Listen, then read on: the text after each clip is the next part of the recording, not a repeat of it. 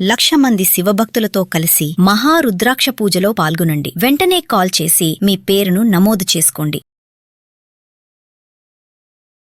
Hi hello నమస్తే, welcome back to Suman TV. Present మనతో పాటు ఉన్నారు corporate soft skills trainer Madhuravani గారు. నమస్తే మ్యామ్. నమస్తే అండి. మేడం, ఒక జాబ్ కోసం ఎంతో కష్టపడతాము, ఎన్నో ప్రయత్నాలు చేస్తాం, చదువుతాం దానికోసము.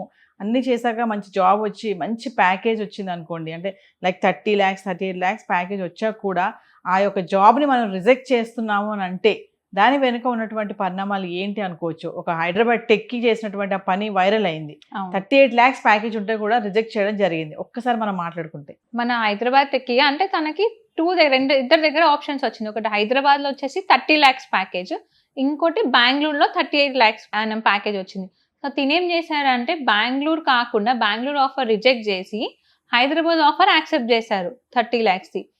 ఎందుకు మనం దీని వెనకాల రీజన్స్ కూడా మెన్షన్ చేశారు ఆయన. ఎందుకంటే నేను మనీ కన్నా నాకు పీస్ కావాలి.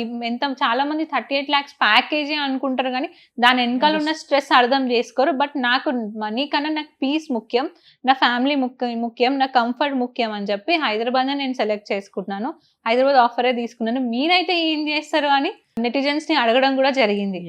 అంటే మేడం, ఒక విషయం చెప్పండి, కార్పొరేట్ ఐటీ సెక్టర్స్లో ఉన్న వాళ్ళందరూ కూడా ఈ ఫ్యామిలీ టైం కానీ ఈ ఫ్యామిలీతో ఉండడం ఇవన్నీ వాళ్ళకి సాధ్యం కాదా? నార్మల్గా బ్యాలెన్స్ చేసుకోవాలండి. అది ఇప్పుడు అందరూ ఫ్యామిలీకి టైం ఇవ్వాలని కాదు.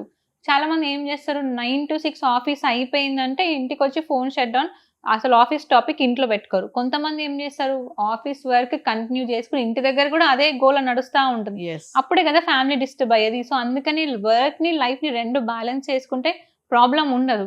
ఇప్పుడు తిను చేసింది కూడా ఇప్పుడు తను బెంగళూరు వెళ్ళాలి అనుకుంటే తన కంప్లీట్ ఫ్యామిలీని షిఫ్ట్ చేయాలి, అక్కడ న్యూ లైఫ్ స్టార్ట్ చేయాలి, మళ్ళీ అక్కడ కాస్ట్ ఆఫ్ లివింగ్ ఎక్కువ, మళ్ళీ అన్ని స్టార్టింగ్ నుంచి చెయ్యాలి. సో అదంతా చేయడం ఎందుకు, నేను ఇక్కడే నా ఫ్యామిలీకి మా రిలేటివ్స్కి దగ్గర ఉంటాను, నాకు పీస్ కావాలి, 30 lakhsతో నాకు చాలు, ఇట్స్ గుడ్ ఫర్ మీ అని చెప్పి 30 lakhsకి ఉన్నారు. కానీ అందరు ఇలా చేస్తారని కాదు, కొంతమంది గ్రోత్ చూస్తారు, ర్యాపిడ్ గ్రోత్ కావాలి అనుకుంటే. ఇప్పుడు జనరల్గా ఎవరైనా హైక్ నార్మల్గా చూసుకుంటే ఒక దగ్గర 30 వచ్చి ఒక దగ్గర 35 వస్తే ఆబ్వియస్గా 35 lakhsకే వెళ్తారు.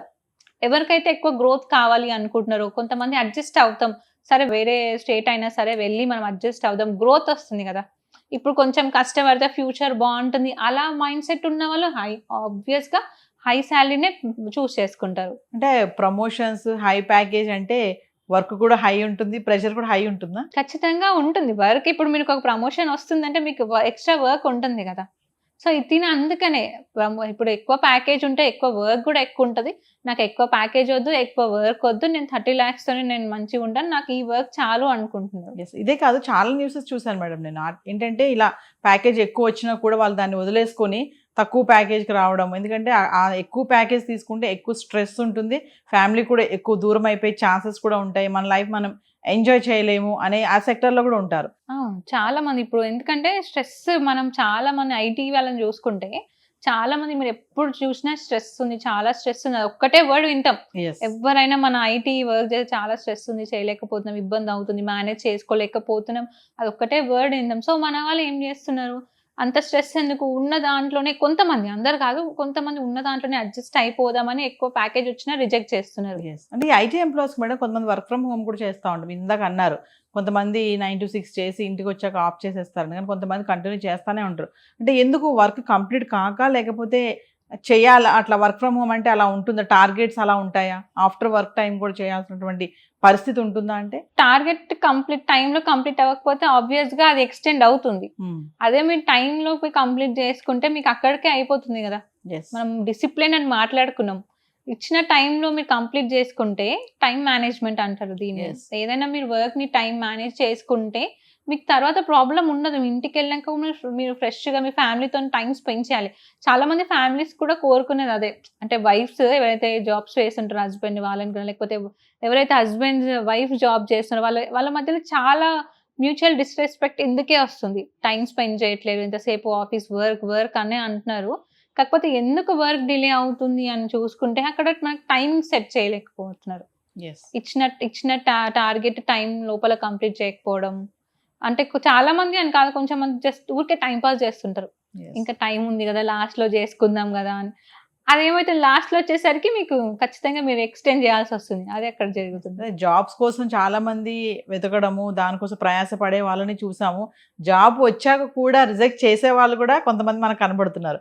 దానికి రీజన్ ఏంటంటే స్ట్రెస్. ఎక్కువ స్ట్రెస్ లోకి వెళ్ళడానికి ఛాన్స్ తీసుకోవట్లేదు యంగ్స్టర్స్. ఇప్పుడు మెయిన్ గా జెన్జీ ఇక్కడ మీకు ఆఫీస్ నచ్చలేదా వెంటనే షిఫ్ట్, ఇంకో జాబ్కి వెళ్ళిపోవడం. బాస్ ఏమైనా అన్నారా షిఫ్ట్, వేరే దగ్గరికి వెళ్ళిపోవడం. టైంకి రాలేదా, ఇందాక మనం మాట్లాడుకున్నాం కదా, అది జెన్జీ ఇన్స్పిరేషన్. అది కూడా ఆ ఇన్సిడెంట్ కూడా టైంకి రాలేదన్నారు. అంటే ఇంతకు ముందు ఎలా ఉండే అంటే బాస్ ఒక మాట అన్నా పడి సరే నా మిస్టేకే ఉంది రియలైజ్ అయ్యి ఇప్పటి నుంచి అట్లా చూసుకోకుండా అవ్వకుండా చూసుకుందాం అనే మైండ్ సెట్ ఉండదు. కానీ ఎప్పటి నుంచి అయితే ఈ జెన్జీ స్టార్ట్ అయిందో వాళ్ళకి అట్లా లేదు, వాడెవడు నన్ను అనడానికి, అలాంటి ఒక మైండ్ సెట్ యాటిట్యూడ్ లో ఉన్నారు. వాడేంటి నన్ను అనేది, నేనేంది వాడి దగ్గర పని చేసేది అన్నట్టు వెంటనే రెసిగ్నేషన్. ఇది కాకపోతే ఇంకోటి వస్తుందిలే నాకు అంటే పేరెంట్స్ కూడా అట్లా సపోర్ట్ చేస్తున్నారు. ఇది కాకపోతే ఇంకోటి చేద్దులే అట్లా సపోర్ట్ ఇచ్చారు. వీళ్ళకి కూడా భయం లేకుండా పోతుంది. ఇది కాకపోతే ఇంకో దగ్గరికి వెళ్ళిపోదాంలే అన్న ఒక మైండ్ సెట్ లో ఉండిపోతున్నారు. ఫైనల్ అంటే హై ప్యాకేజ్ కూడా తీసుకొని కావాలని స్ట్రెస్ లోకి వెళ్ళే వాళ్ళు కూడా ఉన్నారు కదా. అంటే ఇంక ఫ్యామిలీ దాన్ని బేస్ చేసుకొని వాళ్ళకు ఉన్నటువంటి పరిస్థితులు చాలా మంది ఉన్నారు. ఎందుకంటే ఇప్పుడు ఎవరైనా గ్రోత్ కోసమే చూస్తుంటారు కదా. కాకపోతే వాళ్ళు కొంతమంది ఎట్లుంటారంటే ఫ్యామిలీ ప్రాబ్లమ్స్ ఉండొచ్చు, కొందరికి డబ్బులు అవసరం, బర్డెన్స్ ఉంటాయి. దానికోసం స్ట్రెస్ తీసుకున్నా సరే నా ఫ్యామిలీ సేఫ్ గా ఉంటుంది లేకపోతే నా ఫ్యూచర్ బాగుంటుంది అనే వాళ్ళు ఖచ్చితంగా హై శాలరీస్కి వెళ్తారు. అంటే ఇప్పుడు ఏ ఉద్యోగి అయినా ఎవరైనా నాకు శాలరీ పెరగాలి అని అనుకుంటారు. ఇప్పుడు తన 38 lakh వచ్చిందనే తన లోపల అంత పొటెన్షియల్ ఉంది కాబట్టి అంత ఆఫర్ ఇచ్చారు. కాకపోతే తిను నాకు అంత స్ట్రెస్ వద్దని తను రిజెక్ట్ చేశారు. థ్యాంక్ యూ అండి.